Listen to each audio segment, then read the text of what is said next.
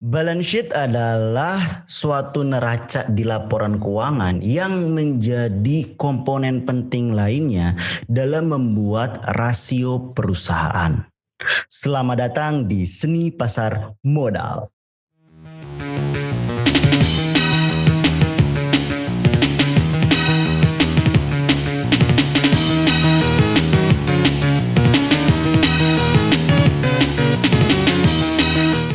Halo, selamat pagi teman-teman semua dimanapun berada, sahabat SPM dimanapun berada. Jangan lupa selalu still safe dan menerapkan program 3M dari pemerintah, yaitu adalah memakai masker, mencuci tangan, dan namanya menjaga jarak. Selain itu, kalau bagi teman-teman yang udah divaksin, ya tetap melakukan program 3M ya. Oke, still safe dan sayangi keluarga. Pagi ini kita akan ngebahas mengenai neraca keuangan atau bahasa lainnya adalah balance sheet. Kenapa ini penting? Tadi seperti yang udah dimulai di pembukaan bahwa ini merupakan komponen penting dalam membuat rasio keuangan.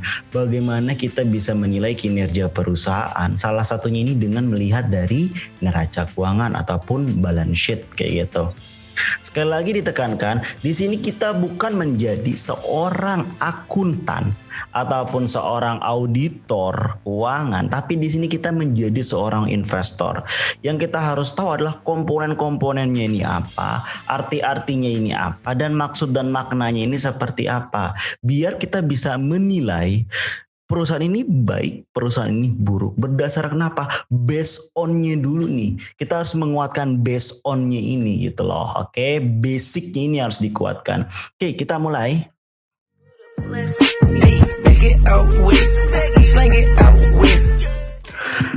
Laporan balance sheet.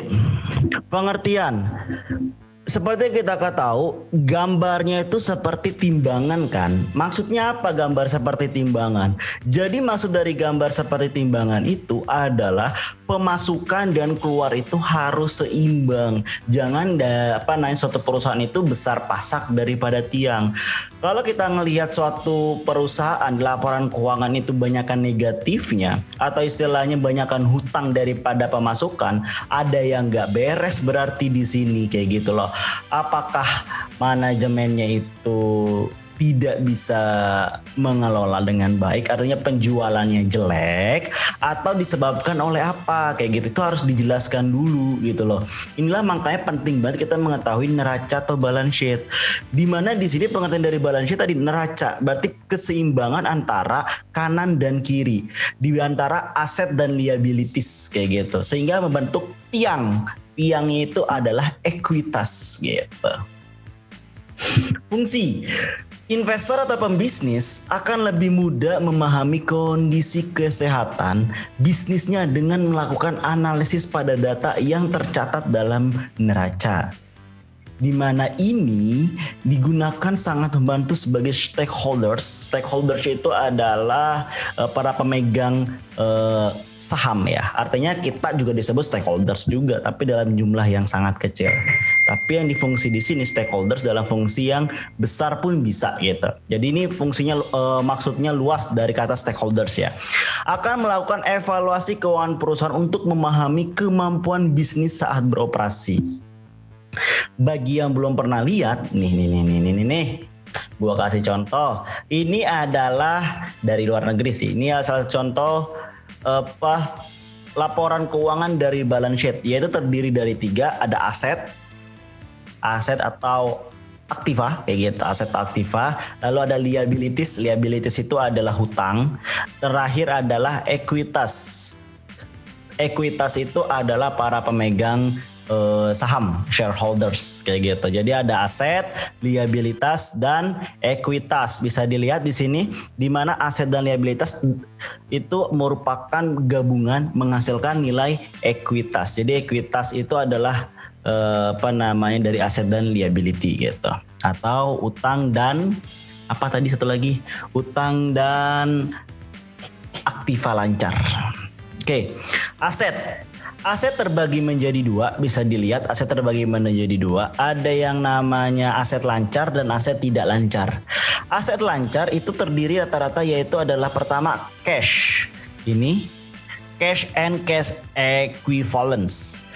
Aset yang paling liquid dan mencakup tagihan, sertifikat deposito jangka pendek hingga mata uang asing. Sekuritas itu ini ya, investments. Bentuk sekuritas yang dapat dipasarkan seperti ekuitas dan sekuritas uang yang memiliki pasar yang liquid. Piutang mengacu pada uang yang harus dibayarkan pelanggan kepada perusahaan. Mana piutang? Piutang itu AR, account receivable. Nah, AR ini, account receivable ini ya ibaratnya itu kayak kartu kredit lah, kayak kartu kredit. Kita beli barangnya dulu, bayarnya belakangan itu.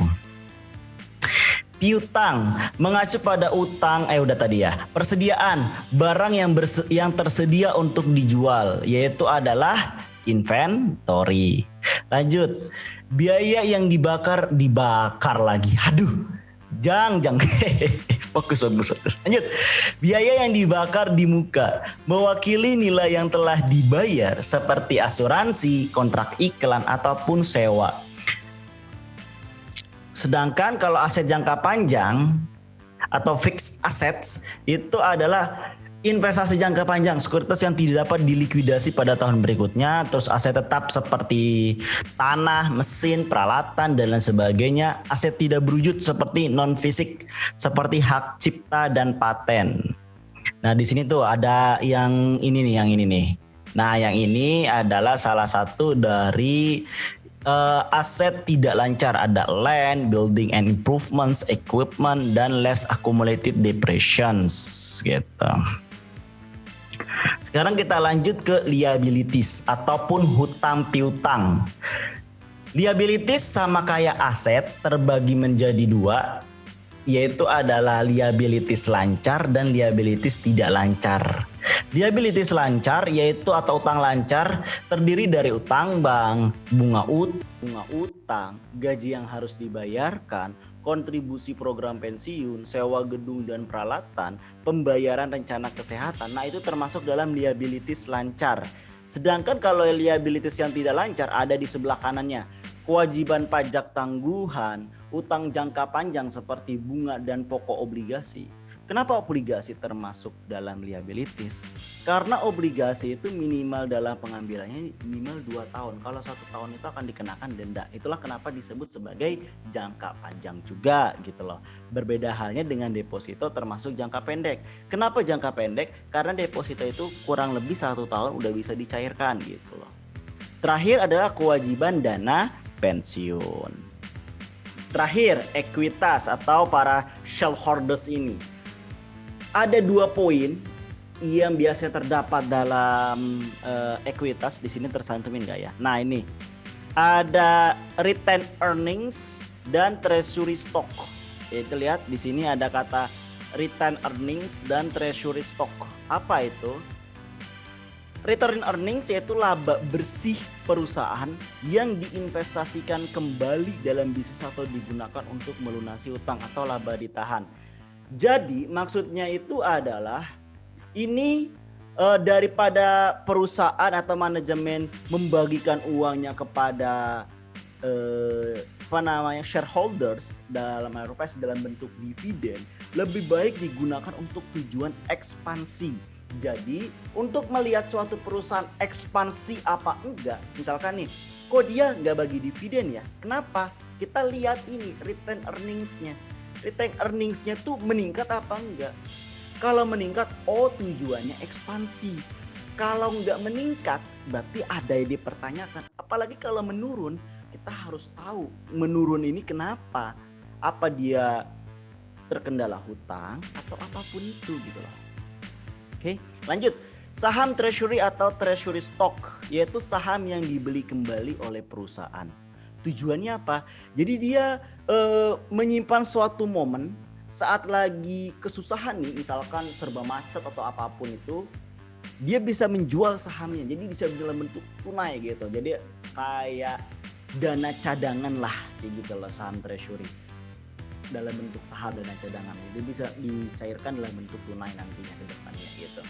Jadi kurang lebih ada tiga inilah yang mencakup dalam neraca ataupun balance sheet dalam suatu laporan keuangan perusahaan.